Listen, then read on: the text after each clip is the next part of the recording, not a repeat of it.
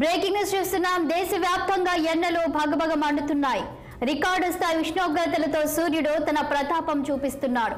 మొన్నటికి మొన్న దేశ రాజధాని ఢిల్లీలో అత్యధికంగా 52.9 డిగ్రీల ఉష్ణోగ్రత నమోదైంది. ఆ ఉష్ణోగ్రతను దాటి ఇప్పుడు మహారాష్ట్రలోని నాగపూర్లో ఏకంగా 56 డిగ్రీల ఉష్ణోగ్రత నమోదైంది. భారత వాతావరణ విభాగం 4 ఆటోమేటిక్ వెదర్ స్టేషన్స్ ను ఏర్పాటు చేసింది. ఇందులో రెండింటిలో కూడా అసాధారణ ఉష్ణోగ్రతలు చూపించాయి.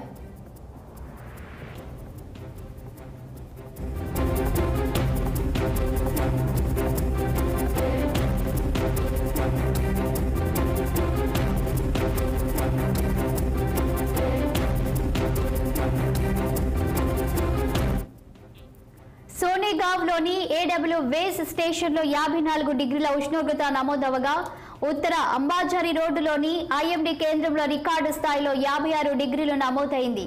మిగతా 2 స్టేషన్లలో 44 డిగ్రీల ఎండలు ఉన్నట్లు రికార్డు అయ్యింది. ఇటీవల ఢిల్లీలోని ముంగేశ్వరులో 52.9 డిగ్రీల ఉష్ణోగ్రత నమోదైంది.